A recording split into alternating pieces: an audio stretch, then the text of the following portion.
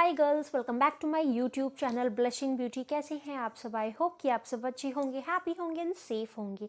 मैं आ गई हूँ एक नई वीडियो के साथ और आज की इस वीडियो में बात करने वाले हैं वेडिंग प्लानिंग चेकलिस्ट की।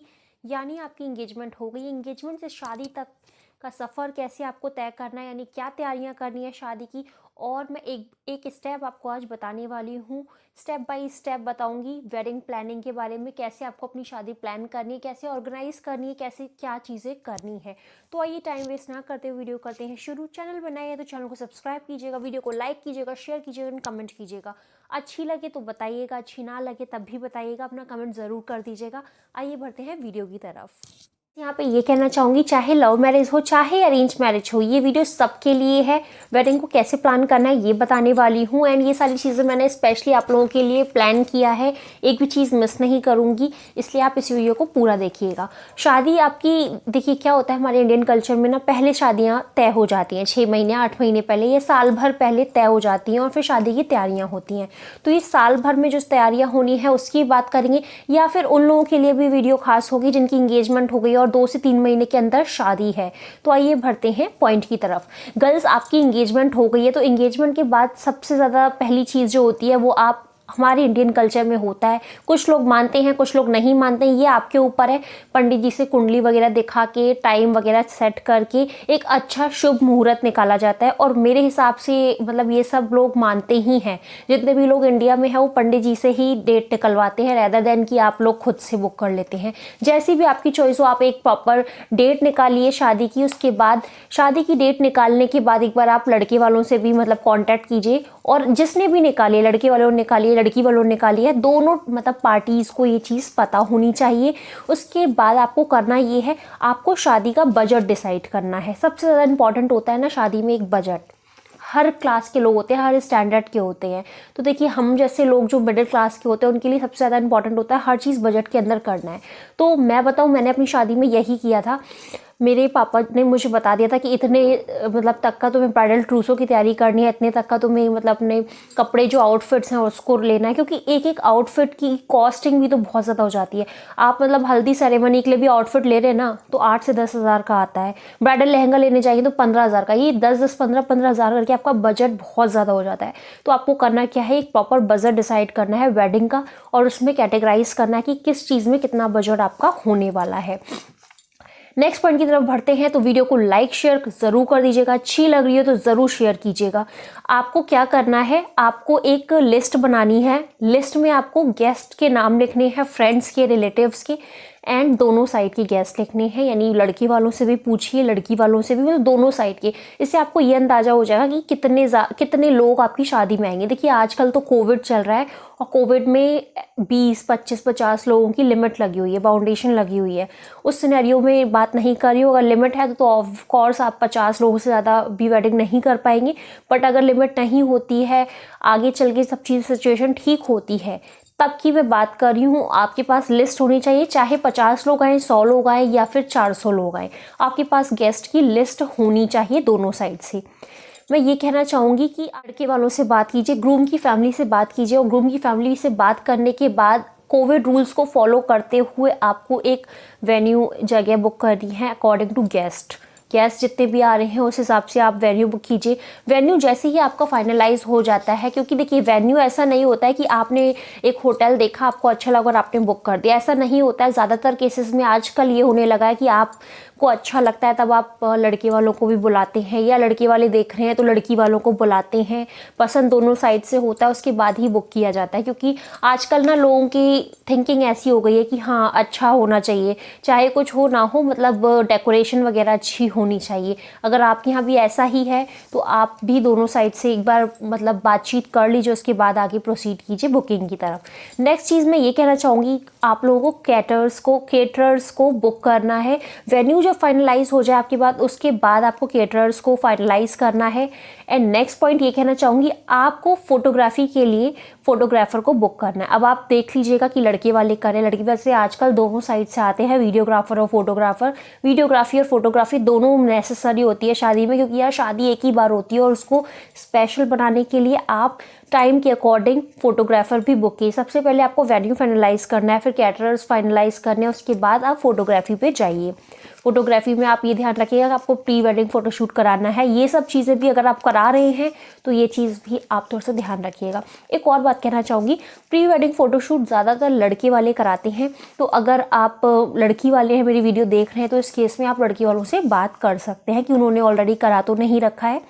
एंड देन आपको क्या करना है, जो आपने गेस्ट की लिस्ट बना रखी है, सारे गेस्ट को फ़ोन कीजिए, उनका कॉन्टैक्ट नंबर, उनका एड्रेस और प्रॉपर डिटेल्स उनका पिन कोड के साथ निकालिए, ताकि आप जो कार्ड पोस्ट करेंगे आपके पास एक एक डिटेल होनी चाहिए और लिखी हुई होनी चाहिए। इन कामों में ना बहुत ज़्यादा टाइम लगता है, तो आप स्टार्टिंग से ही ये सब काम करने लगेंगे ना तो आपके पास लिस्ट भी होगी, आपको टेंशन भी नहीं होगी और एंड टाइम पे ना भड़बड़ी नहीं होगी, सारी चीज़ें आसानी से हो जाएंगी। करते करते ना आपकी शादी की डेट धीरे धीरे नज़दीक आने लगती है। तो आपको करना क्या है, जैसे ही आपकी शादी की डेट नज़दीक आए, शॉपिंग वगैरह साथ के साथ चल रही होगी, बट आपको वेडिंग प्लान करते समय इस चीज़ का खास ख्याल रखना है कि गेस्ट की लिस्ट तो आप लिख ही रहे हैं, मतलब एड्रेस वगैरह सब आप लिख ही रहे हैं, लेकिन साथ ही साथ ध्यान रखना है आपको कि कोई भी जो भी आप कार्ड प्रिंटिंग के लिए देना है, मतलब आप अपना वेडिंग का कार्ड पसंद कर लीजिए कि किस फॉर्मेट में आपको कार्ड चाहिए, कौन सा कार्ड चाहिए, उसके बाद उसको प्रिंटिंग पे दे दीजिए। प्रिंटिंग से पहले ये ध्यान रखिएगा कि आप लड़के वालों की फैमिली से एक एक चीज़ ध्यान से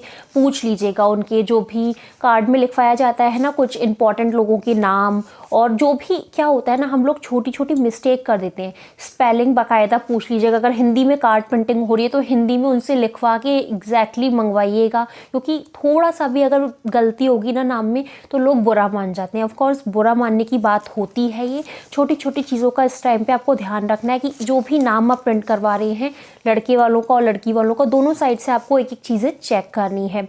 आगे बताना चाहूँगी, कार्ड का काम तो चल ही रहा है आपका, साथ ही साथ अगर आप लड़के वाले हैं, लड़की वाले अगर आप डीजे बैंड बाजा वगैरह भी बुक कर रहे हैं तो ये सब भी बुक कीजिए। बारात बुक कर रहे हैं, बारात के लिए जो भी चीज़ें होती हैं वो सब अगर आप बुक कर रहे हैं तो आप वो बुक कीजिए। डीजे बैंड बाजा साउंड सिस्टम ये सब चीज़ें भी आपको साथ के साथ बुक कर देनी है। एक बार बुक कर देंगी तो आपका हेडेक ख़त्म हो जाए कि हाँ इस दिन पे इस टाइम पे आप की बुकिंग है। आप बस लिखते जाइए कि हाँ डीजे वाला भी बुक हो गया है, इतना पेमेंट दे दिया है। जो भी आपने डायरी बना रखी है उसमें आप बाकायदा लिख दीजिए, एडवांस पेमेंट इतना गया है, इतनी तारीख को गया है, इतना बाकी है। ये सारी चीज़ें भी आपको ध्यान से नोट डाउन करके रखनी है। अब क्या करना है, मैंने आपको बहुत सारी वीडियोज़ में बताया हुआ है ब्राइडल शॉपिंग कैसे करनी है। अगर आपने वो वीडियो नहीं देखी हुई है तो उसका लिंक मैं नीचे डिस्क्रिप्शन पर दे दूँगी, आप वहाँ से जाके ब्राइडल शॉपिंग कैसे करें इसकी वीडियो आप देख लीजिएगा और उससे आपको आइडिया हो जाएगा कि ब्राइडल की शॉपिंग कैसे करनी है। इस वीडियो में वो वाला टॉपिक एक्सप्लेन नहीं करूँगी क्योंकि ब्राइडल शॉपिंग के लिए भी बहुत कुछ होता है, उसको अगर मैं एक्सप्लेन करने लगूँगी तो वेडिंग प्लानिंग थोड़ा सा हिल जाएगा मेरा, इसलिए आप वो वाली वीडियो देख लीजिएगा, लिंक नीचे डिस्क्रिप्शन पे। तो साथ ही साथ आपको क्या करना है इस वाले पॉइंट में, आपको अपनी वेडिंग की शॉपिंग साथ ही साथ ब्राइडल की shopping, bridal shopping plus wedding shopping साथ में स्टार्ट कर देनी, क्योंकि उसमें बहुत ज़्यादा टाइम जाता है। मेन शादी में क्या होता है, सबसे ज़्यादा इंपॉर्टेंट होता है आपका शादी की शॉपिंग, जो कि बहुत ज़्यादा खास होती है। साथ ही साथ ये कहना चाहूँगी, नेक्स्ट पॉइंट में बढ़ते हैं। अगर वीडियो अच्छी लग रही हो थोड़ी सी भी तो आप इस वीडियो को लाइक ज़रूर कर दीजिएगा। एक लाइक बहुत ज़्यादा इंपॉर्टेंट है गर्ल्स, तो दिल से लाइक कीजिएगा। और भी कुछ दिनों में आने वाली वीडियोज़ में बेस्ट से बेस्ट कंटेंट आपके साथ शेयर करूंगी, तो बस आप मेरे साथ जुड़े रहिए एंड वीडियो को एंजॉय कीजिए। अब आपको करना क्या है नेक्स्ट पॉइंट में, गर्ल्स हल्दी मेहंदी और संगीत सेरेमनी के लिए जो भी लोकेशन है, जहाँ भी ऑर्गेनाइज हो रहा है उसका वेन्यू फाइनलाइज करना है। मतलब कई लोग घर में कर लेते हैं, कई लोग बाहर बुक करते हैं, कई लोग गार्डन वगैरह देखते हैं। जैसा भी आपकी थीम है फंक्शन की, उस थीम को फॉलो करते हुए आप वो लोकेशन बुक कीजिए, यानी वेन्यू फाइनलाइज कीजिए। एंड नाउ डेकोरेशन की बात साथ के साथ कर लेते हैं। आपने ये सारे वेन्यू बुक कर दिए फंक्शन के, नाउ डेकोरेशन पार्ट बहुत ज़्यादा ज़रूरी है। डेकोरेशन में क्या आता है, शादी की डेकोरेशन जो होती है ना, उसमें सबसे ज़्यादा इंपॉर्टेंट होता है आपका स्टेज एंड मंडप। मतलब फोटोग्राफी जो भी होगी सारी स्टेज पे होगी आपकी, एंड जो मंडप होगा वहाँ फेरे और ये सारी रस्में होती हैं। तो दोनों की डेकोरेशन बहुत ज़्यादा ज़रूरी है, अच्छी सी करा लीजिए जो भी आपको अच्छा लग रहा है। मार्केट में बहुत सारे मतलब ऑनलाइन आजकल आ गए हैं डेकोरेशन वाले, आप ऑनलाइन सर्च करेंगे ना तो भी आपको आइडिया लग जाएगा, तो आप वो भी देख सकते हैं। और उनकी डेकोरेशन की बुकलेट होती है, एक बार बुकलेट देख लेंगे ना कि ये वाली डेकोरेशन ज़्यादा अच्छी लग रही है, या फिर आप डाउनलोड कर लीजिए गूगल से जाके कोई भी डेकोरेशन की थीम और उनको ये साथ शेयर कर दीजिए, तो वैसा डेकोरेशन आपको करके दे देंगे और आप उनसे रेट की भी बात कर लीजिए। नेक्स्ट पॉइंट में बढ़ने से पहले ये कहना चाहूँगी, वीडियो को लाइक शेयर कमेंट ज़रूर कर दीजिएगा। ये कहना चाहूँगी, जो आपने डायरी बना रखी है जहाँ पे आप सारी चीज़ें नोट डाउन कर रहे हैं, वहाँ पे आप पंडित जी से पूछ के एक लिस्ट बनवा लीजिएगा जो फेरे के समय चीज़ें पूजा की चाहिए होती है वो, यानी पूजा एसेंशियल या कह लीजिए फेरे एसेंशियल। फेरे के टाइम पे बहुत सारी चीज़ों की ज़रूरत पड़ती है, शादी के टाइम पे वो सारी चीज़ें आपको लिस्ट बना के अलग लिखनी है। तिलक में चढ़ने वाला सामान, तिलक में देने वाला सामान की 2 लिस्ट ऐसे बना के रख लीजिए कि तिलक का सामान, और एक लिस्ट बना लीजिए फेरे का सामान यानी पूजा का सामान। तो आपको दोनों ही सामान अलग अलग जगह पैक करने, जिससे आपको आइडिया रहेगा और उसको ऑर्गेनाइज करने में आपको आसानी होगी। बढ़ते हैं नेक्स्ट पॉइंट की तरफ। बात कर लेते हैं ज्वेलरी की। गर्ल्स ज्वेलरी 2 तरह की होती है, एक आर्टिफिशियल एक गोल्ड ज्वेलरी। तो आर्टिफिशियल ज्वेलरी में आपको क्या करना है, वो तो आप परचेस करेंगे अपनी ब्राइडल स्टफ में, ब्राइडल की शॉपिंग का पार्ट हो गया आर्टिफिशियल ज्वेलरी। मैं बात कर रही हूँ गोल्ड डायमंड सिल्वर ज्वेलरी की, जो कि आप लड़के वाले को देने के लिए या दुल्हन को देने के लिए परचेस करती हैं। तो उस केस में आपका देखिए, अगर आपने पहले से परचेस किया हो तो बहुत ही ज़्यादा अच्छी बात है। अगर पहले से परचेस नहीं किया है तो ये सारी चीज़ें बुक होने के बाद एक स्पेशल दिन निकालिए जिस दिन आप गोल्ड की या डायमंड की या सिल्वर की शॉपिंग करेंगी। और चीज़ कहना चाहूँगी, तिलक में देने वाला सामान की लिस्ट तो आपने बना ली कि यही सामान जाना है, और कुछ सामान आपने ले भी लिया होगा, बट कुछ सामान ऐसा होता है जो कि आप लेके रख नहीं सकते। जैसे कि अब तिलक में ही चढ़ेगा आपका डबल बेड हुआ, ड्रेसिंग हुआ, वार्डरोब हुआ, या जो भी कुछ ऐसी चीज़ें हुई, एसी हुआ, फ्रिज हुआ। ये देखिए, बहुत से लोग सोच रहे होंगे कि मैं डाउरी को प्रमोट कर रही हूँ। नो, मैं डाउरी को प्रमोट नहीं कर रही हूँ। मैं ये कहना चाह रही हूँ, जो भी लड़की वाले खुद से अपनी इच्छा से लड़के वालों को देते हैं, वो लड़की के साथ जो भी सामान जाता है ये डाउरी नहीं है। जो भी चीज़ें दी जाती हैं, चाहे वो ये सब हो या कुछ और भी हो सकता है जो आप दे रहे हैं।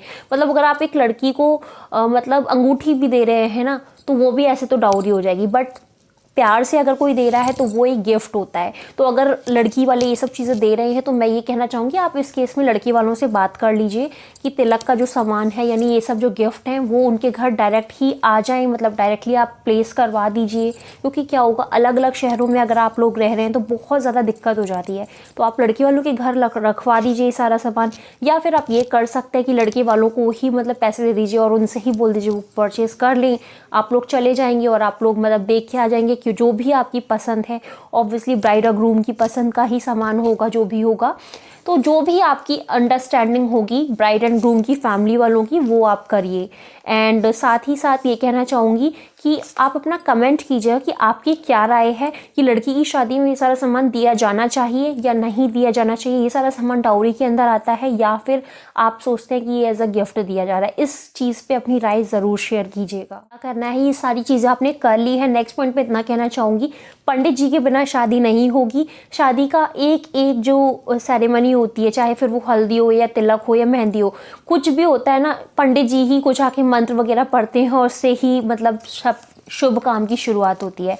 तो पंडित जी ज़रूर बुक कर लीजिएगा पहले से, उनको डेट टाइमिंग और सब कुछ बता दीजिएगा, लोकेशन वगैरह, ताकि आपकी टेंशन ख़त्म हो जाए। पंडित जी के बिना शादी नहीं होती है, तो वो आपको पहले से करके रख लेना है। नाउ अब क्या करना है, आपने ओवरऑल मोटा मोटा काम कर लिया है अपनी शादी का। अब छोटा काम बाकी रह गया है, जैसे कि आपको फूड स्नैक्स का आइटम देखना है। अब फूड जैसे वेन्यू आपने डिसाइड कर लिया, कैटरर्स बुक कर लिए, तो उनके साथ आप डिस्कस कीजिए, उनकी लिस्ट वगैरह देखिए, खाना फाइनलाइज करवा दीजिए कि क्या खाने के अंदर आइटम रखने हैं, क्या स्नैक्स में रखने हैं, क्या बेवरेज वगैरह रखना है। ये सारी चीज़ें आप फाइनलाइज करवा दीजिए, यानी मेन्यू फाइनलाइज करवा दीजिए वेडिंग का। साथ ही साथ आप गेस्ट के रुकने की व्यवस्था कीजिए, जैसे कि अगर आपकी शादी है, शादी के 4 दिन पहले गेस्ट, कुछ लोग तो होते हैं जो आ जाते हैं, अगर घर में स्पेस नहीं है तो उनकी रुकने की व्यवस्था जहाँ भी आपने करी है, कोई घर लिया है, कोई होटल ले रखा है, जहाँ भी आपको स्टे करवाना है वो व्यवस्था कीजिए। उनके खाने पीने की व्यवस्था, उसका मेन्यू भी साथ के साथ फाइनलाइज कीजिए।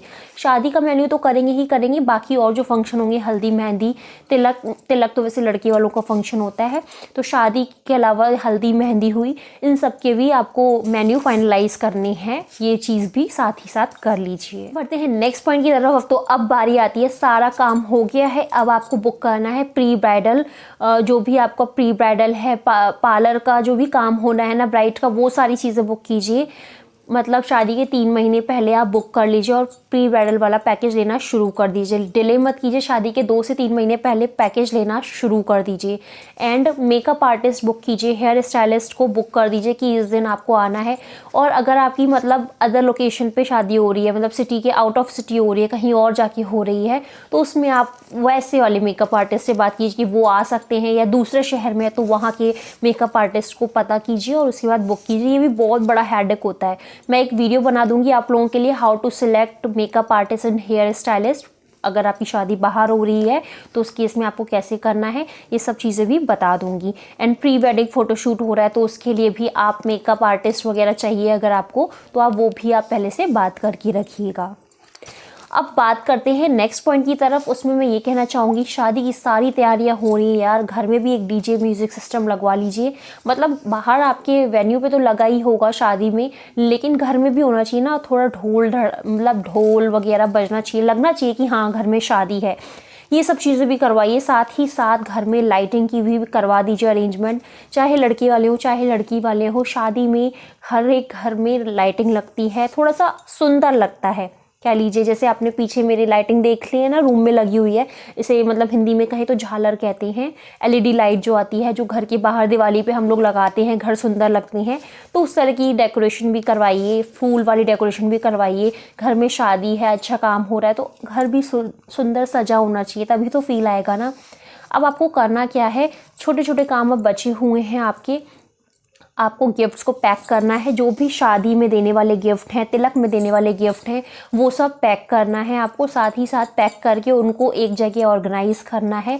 और ना छोटी छोटी स्टिकर्स वगैरह आप लगा दीजिए, मतलब उसमें लिख दीजिए कि ये सामान तिलक का है। या फिर आप किसी जैसे कपड़े आपने खरीदे हैं, इनको जैसे आपके यहाँ रिलेटिव आए, रिलेटिव में से अब 15, 20, 50 रिलेटिव आएंगे, 50 लोगों को कपड़े देने, तो आप खुद कॉन्फ्यूज़ हो जाएंगे कि आपको किसको कौन से कपड़े देने। तो आप चाहें तो उस पर स्टिकर लगा सकते हैं कि ये वाले कपड़े आपको उन्हें देने हैं। इससे आपको आइडिया रहेगा और आपको पता रहेगा ये वाले कपड़े आपने उनके लिए खरीदे हैं। तो स्टिकर देख के भी आप डिस्ट्रीब्यूट कर सकते हैं विदाई के समय या शादी के समय, जब भी आपको देना है।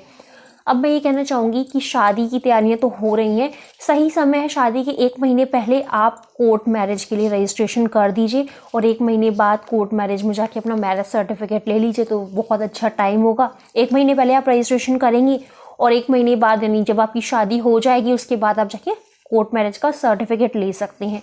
तो 1 महीने पहले बेस्ट टाइम होता है कोर्ट मैरिज को रजिस्टर करने का। अब ये कहना चाहूँगी, एक बार आपको करना क्या है, आपने गेस्ट की लिस्ट बना ली, कार्ड भेज दिए, सब कुछ कर दिया, लेकिन आपका ये फ़र्ज़ है कि आप गेस्ट को प्रॉपर कॉल करें और बाकायदा विद फैमिली या विदाउट फैमिली जैसे भी आपको इनवाइट करना है उन लोगों को आप इनवाइट कीजिए। कॉल पे इनवाइट कीजिए, क्योंकि कॉल पे जो इनविटेशन होता है ना, वो ही माना जाता है, चाहे आप कितना भी कार्ड वगैरह भेज दें। तो कॉल पे ज़रूर इनवाइट कीजिए। कई बार क्या होता है ना, हमारा जो कार्ड होता है वेडिंग कार्ड, उसे पहुंचने में भी कई बार डिले हो जाता है। कई जगह ऐसी होती हैं जहां बहुत ज़्यादा टाइम लगता है, तो आपको पहले से ही कॉल पे इन्वाइट कर देना है और बता देना है कार्ड भेज दिया है, हो सकता है डिले हो जाए। ये सारी चीज़ें आपको बता देनी है, आपको अपना फ़र्ज़ निभा देना है। मेहंदी आर्टिस्ट को भी साथ के साथ बुक कर लीजिए। मेहंदी आर्टिस्ट को बुक करने के बाद अब आपको क्या करना है, सारी चीज़ें आपकी लगभग फाइनलाइज हो गई हैं, बुक हो गई हैं। अब शादी के लगभग 20-25 दिन बचे हैं, यानी 1 महीने से कम टाइम बचा है। तो आप एक बार रीचेक करना शुरू कर दीजिए अपनी लिस्ट को, कहीं कोई सामान तो नहीं रह गया है। तिलक का सामान, गिफ्ट्स आइटम, ब्राइडल का स्टफ, शादी का सामान, अपनी ये जो सारी लिस्ट है एक एक सामान को चेक कीजिए, कोई सामान रह तो नहीं गया है। एक बार सबसे कंफर्म कीजिए, होटल वालों से यानी वेन्यू वालों से, जहाँ भी आपने ऑर्गेनाइज करने हैं फंक्शन, और डीजे वालों से, म्यूज़िक वालों से, लाइटिंग वालों से, पार्लर वालों से, मेहंदी आर्टिस्ट से, हेयर स्टाइलिस्ट से, मेकअप आर्टिस्ट से, हर जगह कॉल करके अपनी एक बार डेट कंफर्मेशन ले लीजिए। क्योंकि कई बार क्या होता है ना, उनको ध्यान नहीं रहा, या वैसे क्या होता है ध्यान रहता है, कई बार उनकी साइड से भी कैंसिल हो गया। एक बार मेरी फ्रेंड की शादी थी एंड उसने ना अपना मेकअप आर्टिस्ट बुक किया था और शादी के 10 दिन पहले ना उसने कॉल किया था और मेकअप आर्टिस्ट ने बोल दिया था कि मैंने तो सेम डे दूसरी बुकिंग ले ली है, मैं आपका नहीं कर पाऊँगी मेकअप, बिकॉज़ उनको ज़्यादा पेमेंट का कोई ऑफ़र मिल गया होगा और मेरी फ्रेंड ने कम मतलब दे रखा था उनको एडवांस जो पे करते हैं ना उन्होंने कम पे किया था। तो अब क्या हुआ, वो परेशानी में आ गई थी कि 10 दिनों के अंदर मेकअप आर्टिस्ट कहाँ से लाऊं। तो एक बार आप कंफर्मेशन ज़रूर लीजिएगा, कंफर्मेशन लेना बहुत ज़्यादा ज़रूरी है एंड टाइम पे, वरना बहुत ज़्यादा हौच पौच हो जाती है और बहुत ज़्यादा टेंशन हो जाती है कि करें तो करें क्या। तो शादी खुद की है, मेकअप अगर अच्छा नहीं होगा, पहली बात तो हमको एकदम घबराहट हो जाएगी, हमें लगेगा कि क्या करें, मतलब बहुत ज़्यादा ही माइंड एकदम ख़राब हो जाएगा। तो आपको हर जगह इंडिविजुअल कॉल करके हर चीज़ पूछनी है, कंफर्मेशन लेनी है, एक बार उनको याद दिलाना है, स्लिप वगैरह भी भेजनी है। यहाँ पे ये कहना चाहूँगी गर्ल्स, अगर वीडियो अच्छी लग रही है तो वीडियो को लाइक ज़रूर कर दीजिएगा, शेयर कर दीजिएगा ना, अपना कमेंट भी कर दीजिएगा। अब नेक्स्ट पॉइंट भरते हैं। नेक्स्ट पॉइंट पे ये कहना चाहूँगी, अब आपको एक बार क्या करना है, गेस्ट को इनविटेशन आपने पहले ही भेज दिया, कॉल पे भी इनविटेशन भेज दिया, नाउ एक बार आपको कॉल करके शादी के जब 15 दिन बचे हो, 15 से 20 दिन, एक बार कॉल करके ना आपको कंफर्मेशन लेना है कि कौन कौन आ रहा है, कब तक आ जाएंगे, ये सारी चीज़ें आपको देखनी है। तो उससे आपको आइडिया ये लग जाएगा कि कितने गेस्ट शादी के कितने दिन पहले आ रहे हैं। उससे आप उनका स्टे की व्यवस्था जो आपने की हुई है, खाने पीने की व्यवस्था जो की हुई है, उसको आप अरेंज अच्छे से कर सकेंगे। घर पे करना है, बाहर करना है, जो भी चीज़ें हैं वो करनी है। गर्ल्स, ये वीडियो आज के लिए बहुत लंबी हो चुकी है, इसका पार्ट 2 लेके आऊँगी और चीज़ें आपको बताऊँगी वेडिंग ऑर्गेनाइजेशन के लिए। अगर वीडियो अच्छी लगी हो तो पार्ट 2 के लिए कमेंट कर दीजिएगा। आप लोग कमेंट करेंगे तो मैं वीडियो का पार्ट 2 लेके आऊँगी। Thank you so much for watching my video. Have a great day, take care.